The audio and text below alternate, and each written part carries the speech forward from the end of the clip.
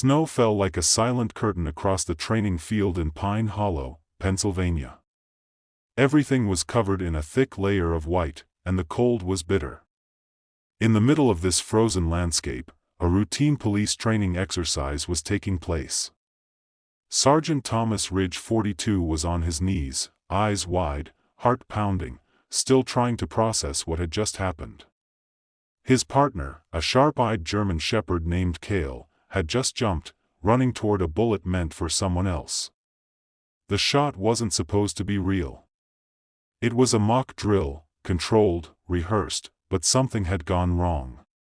A misfire, a faulty weapon, a split-second mistake. And in that moment, Kael reacted. He didn't hesitate. He threw his body between Thomas and the shot. And as the bullet hit him, time slowed. Kael's muscular body was thrown to the ground, and his deep, pained cry cut through the cold air like a blade. Blood stained the snow in vivid, terrifying contrast. Officers ran around him, shouting commands, but Thomas heard nothing. Kael lay in the snow, breathing hard, his eyes fixed on Thomas. There was something in that look that wasn't fear, but devotion. Pure, unadulterated devotion. Thomas fell next to him, ignoring the ice soaking into his knees. His gloved hands were already slick with the dog's warm blood. The snow continued to fall, soft and unforgiving, mocking the chaos below. It wasn't supposed to be like this. Not during training. Not now. Kael wasn't just a working dog. He was Thomas's partner, his silent protector, the one constant presence during the sleepless nights and long patrols. After the divorce and the painful distance from his son, Kael had become more than just a colleague. He was family. The thought of losing him felt like part of Thomas's world was crumbling. "Stay with me, buddy, please," Thomas whispered, his voice breaking as he rubbed Kael's shaking side. Medics were already racing across the field, begging for space. But Thomas couldn't let go. Not yet. Not like this. Kael was still breathing when they put him on the stretcher, but he was weakening fast. Thomas stood frozen in the snow, watching helplessly. Wondered the same thing why the dog had jumped, but deep down Thomas knew it wasn't instinct, it wasn't training, it was something deeper, something sacred, and this was just the beginning. The back of the police van had never been so cold. Thomas sat in silence, his hands still stained red as he looked at Kael lying motionless on the stretcher next to him. A field medic sat across from them, watching the dog's shallow breathing and muttering vital signs into his radio. Every bump in the snowy road seemed to shake Kael's frail body, and with every jolt Thomas winced. He couldn't stop watching the rise and fall of Kael's chest, fearing that each rise might be his last. They were only 20 minutes from the veterinary trauma unit, but to Thomas it felt like hours. His mind refused to stay still. The memories played out in cruel loops. The first time Kael had responded to his voice, the same way he used to push open the locker room door just to sit at Thomas's feet, and that the moment just minutes ago when Kael made a choice no dog should ever have to make. The weight of it all crushed his chest. How you could pay for life with your life. The medic's voice suddenly went sharp. "He's going into shock. We're losing him." Thomas instinctively reached out a trembling hand to Kael's side, as if his touch alone could hold him. "Stay with me, partner, don't check on me now," he murmured. His voice was breaking. His eyes were already stinging with the cold, filled with tears. He couldn't blink when the doors to the emergency bay finally swung open. A team of vets and assistants Kael was swarming. Thomas was right behind them, refusing to let them drag him back. "Sir, we need space," one of them said firmly, but not viciously. Thomas hesitated for a second, then nodded and stepped aside, his fists clenched at his sides. All he could do now was watch them disappear down the hallway. Kael's blood left a thin trail on the tiled floor. In the silence of the room, in the waiting room, surrounded by old magazines and flickering fluorescent lights, Thomas sat alone. The adrenaline had worn off, leaving only intense fear, guilt, and a silence that seemed impossible to break. He replayed the moment of the gunshot over and over in his mind. If he had moved differently, if he had screamed sooner, if he had simply reacted faster, the what-ifs would have been torture. Hours passed. No updates, no news, nothing. just the ticking of the wall clock. And then, finally, she heard footsteps in the hallway. A vet in a green coat approached her. His face was unreadable. Thomas stood up slowly, already bracing himself for the worst, but nothing could have prepared him for her. The vet's shoes squeaked slightly on the polished tiles as she approached. Her expression was neutral, like someone about to deliver hard news but not yet sure how to soften the blow. Thomas froze, his arms crossed tightly, as if holding himself back was all he could control. The room, once merely cold, now felt painfully small. "Sergeant Ridge?" she asked quietly. He nodded. "Kael's alive," but the words hit him like a fist. Relief and fear collided inside him. She continued. "The bullet entered just below the rib cage. It missed the heart and lungs, but it caused severe internal bleeding. We've stabilized him, but he's in critical condition. We're prepping him for emergency surgery." Thomas exhaled for the first time in what felt like an eternity. His knees buckled slightly, but he grabbed the wall. "Can I see him?" he asked, voice hoarse. The vet hesitated for a moment. "Yes, but be brief, he's weak and we need to act fast." She led him down the hallway, each step echoing like a countdown. As they entered the operating room, Thomas saw Kael lying on a metal table, tubes connected to his chest, rhythmically pumping oxygen to the shaved and iodine-stained man. He stepped forward, trying not to fall apart. Kael's eyes were half open. He could barely concentrate, but when Thomas spoke, "Hey, buddy, I'm here." The dog's tail made a faint, almost imperceptible thump. That single movement shattered him. "7." Thomas bowed his forehead to Kael's tears, finally falling free. "You saved me, Kael, you hear me, and now I'm going to fight for you." Moments later the surgical team entered, ready to begin. Thomas was carefully led out, his hand lingering on Kael's paw until the last second. He walked back into the room waiting, his heart pounding, drenched in fear. The vet's voice was in his head. Critical, and something darker beneath it, a possibility he didn't want to name. Outside, the storm was getting worse. Snow was pounding the windows, and the sky was the color of ash. Thomas sat up, but he didn't relax. He stared straight ahead, his fists clenched, trapped by the storm inside and out. Hours passed. He didn't move. Then, as the clock ticked past 2 a.m., the doors to the surgery swung open again. But this time it wasn't the vet. It was someone else. Someone Thomas hadn't seen in years. And their presence would change everything. The figure standing in the hallway was older now, graying at the temples and deep worry lines on his forehead, but Thomas recognized him immediately. Elliot Granger, once his best friend, now the ghost he'd buried. All those years ago. They hadn't spoken since the incident. A betrayal that had nearly cost Thomas his badge and left scars deeper than anything physical. Seeing Elliot here, in this hospital, at this moment was like opening a wound that had never fully healed. "What the hell are you doing here?" Thomas asked, his voice quiet and tight. Elliot didn't flinch. "I saw the incident on the ward news. I didn't come to fight. I came because I owed it to you and him." He nodded toward the doors of the surgical ward. "Kael is my dog, too, whether you like it or not. I helped train him. You know that." Thomas clenched his jaw. He did know. He never forgot, and that made it worse. Elliot came closer, holding out his hands in reconciliation. "I'm not here to dredge up the past. I know the things I did were bad, but Kael is here because he chose you and I just couldn't stay away." Thomas turned away, emotions clashing inside him. Part of him wanted to throw Elliot out into the snow. Another, quieter part of him remembered the years they'd spent together building the K9 unit, nights spent arguing over training philosophy and celebrating every successful mission like proud fathers. "I don't have time for this," Thomas muttered, but his voice had lost some of its edge. Elliot sat down next to him anyway. The silence between them.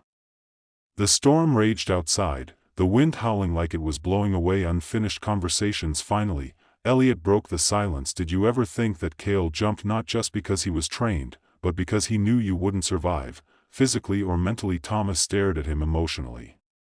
The words sank like stones. The truth was, he was thinking about how Kael had been his anchor for years when everything else had fallen apart. The divorce. The failed custody battle over his son. The long nights spent in silence.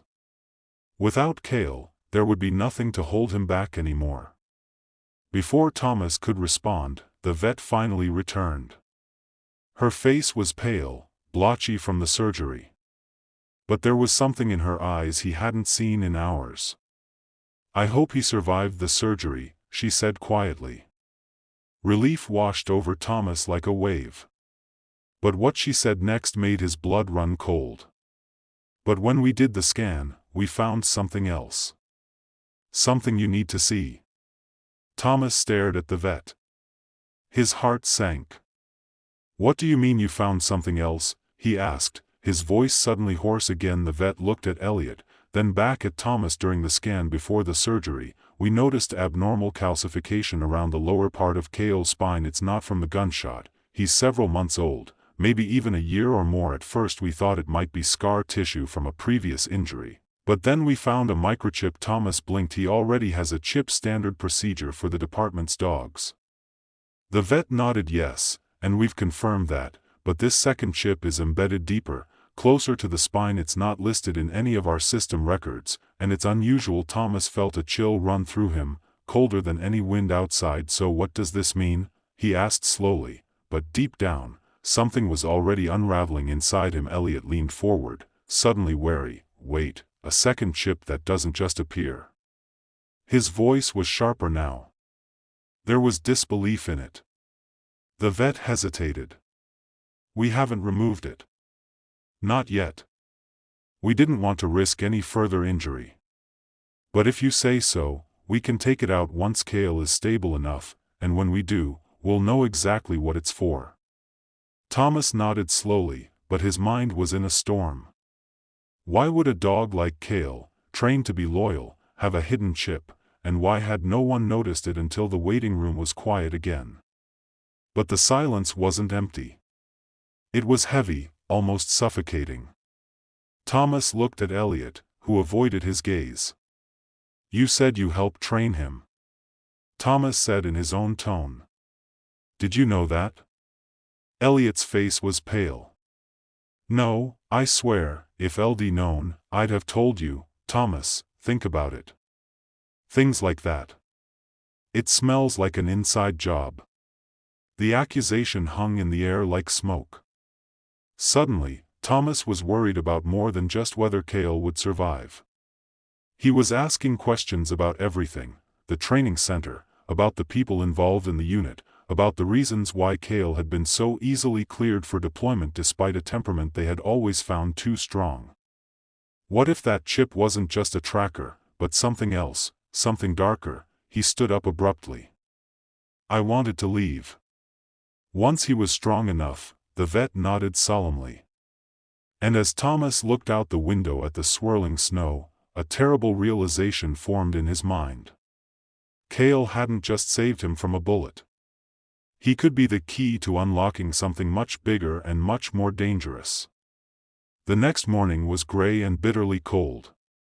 Thomas didn't sleep a wink. He spent the night in the hospital break room, sipping stale coffee and staring blankly at the wall. Kael had been discharged from surgery, sedated and stable. But the image of that second ship haunted him. Now this wasn't just about Kael. It was about trust and betrayal and the system he'd once believed in. No questions asked back at the station, Thomas headed straight for the files. He didn't stop to greet anyone, didn't return the usual glances and whispers. Word of the shooting and Kael had already spread, but Thomas wasn't interested in sympathy. He wanted answers. He logged onto the department's closed K9 list, pulled out Kael's file. Looking over every detail, the training dates, the certifications, the medical records, it all looked clean, too clean. Then he noticed something. Kael's file had been Changed 2 months before he was officially assigned to Thomas. A note in the metadata hidden in the backend logs showed a user ID Thomas didn't recognize. He tracked it down. Access had been granted by a now retired lieutenant, someone who had suddenly left the police force a year ago. After a quiet internal investigation, the pieces of the puzzle didn't fall into place. They had Elliot arrive an hour later. Prompted by a cryptic message from Thomas, he found him sitting at a desk, files and digital records spread out in front of him. "What's going on?" he asked, but the look on Thomas's face stopped him. "Kael's file was doctored," Thomas said flatly. "Before I caught him, there was a digital trail hidden by someone who didn't want his full story seen." Elliot sank into the chair across from him, taking the weight of the words. "You think he was part of something secret, like an experimental setup?" Thomas shook his head. "I don't know, but it was unusual. And if that second chip is what I think it is, it might not just be a tracker. It might be a surveillance device, or worse, a behavioral override." Elliot pulled Jesus. The door to the records room creaked. A young officer stuck his head inside. "Sergeant, you have a visitor. She says it's about the dog." Thomas stood, confused. "Who exactly?" The officer hesitated. "She didn't say a name, just said, 'You'll know when you see her.'" Thomas exchanged a glance with Elliot and followed the officer. His breath caught in his throat as they entered the lobby.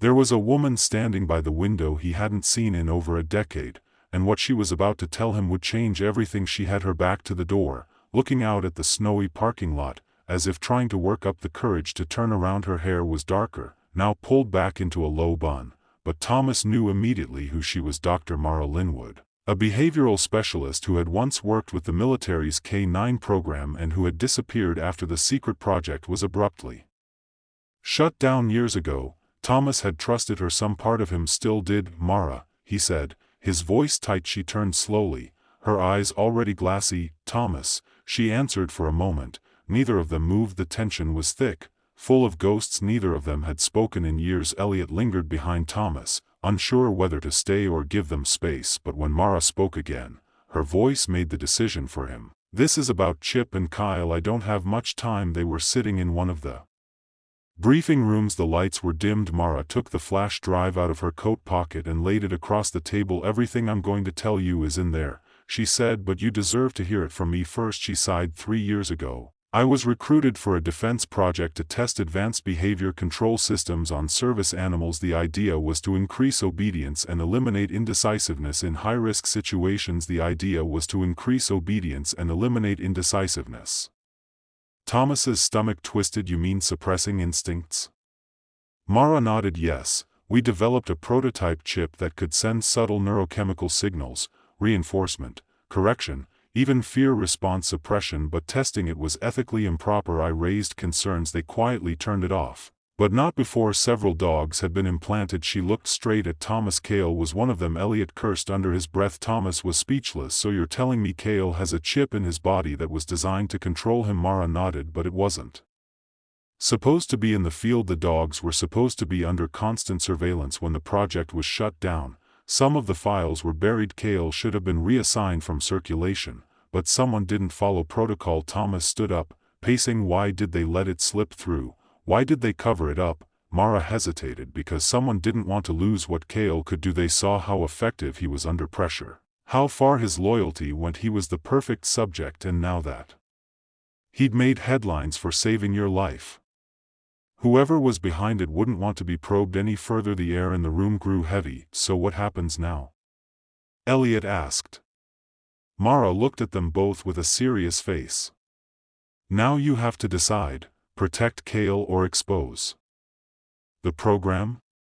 Thomas looked at the flash drive, then at the door. Somewhere in this hallway Kael was fighting and now his survival mattered more than ever. Thomas sat in his car long after the night had fallen. The flash drive was burning a hole in his coat pocket. The hospital parking lot was silent, now covered in a new layer of snow, untouched and still, the kind of silence that made your thoughts louder. In the rearview mirror behind him loomed the building where Kael was resting, recuperating, oblivious. To the war that now raged around his name, every instinct in Thomas screamed to protect him, but his conscience whispered something else. The truth has a price. At first he drove aimlessly until the wheels took him to the edge of town, an abandoned training ground the squad had stopped using years ago. The old buildings stood like skeletons in the dark memories of what had been. He stepped out, boots crunching on the snow, and walked until the cold stopped bite. He needed air, he needed some distance. From the weight of this decision back at the hospital, Elliot and Mara sat side by side, looking over the data on the flash drive, files of names, directives, even video footage. Dogs being pushed beyond their natural limits, heart rate skyrocketing, 7 pain suppression, behavioral overrides. It was undeniable and chilling. If this became public, Elliot said quietly, careers would end, maybe even lives. And they would come for Kael. He had proven it worked. Mara didn't look up. This is why we have to be smart. We can't just put this on the internet. This has to be under a surgeon's care. Thomas was back at dawn, eyes red, jaw clenched. He said nothing as he walked through the lobby, didn't respond to the nurse's polite "good morning." He went straight to Kael's room. The dog lay curled into a tight ball on the soft bed, hooked up to monitors, still recovering. But when Thomas walked in, Kael looked up, weak but knowing. The familiar glint in his eyes was still there. Thomas knelt beside him, placing a gentle hand on Kael's side. "They tried to turn you into a weapon," he whispered. "But you chose something they couldn't program you to be loyal to." Kael's tail twitched, just once, and that was enough. Thomas made his decision right there. Not just for sale, but for every handler, every dog, every person who believed trust was stronger than control. He walked back into the briefing room, where Mara and Elliot were waiting. He placed the flash drive on the table. "We'll go public, but on our terms," he said. "No headlines yet. We're building a case. We're protecting Kael, and when we go public, it'll be loud enough for them to shut him down." But even as they began to formulate a plan, someone else was already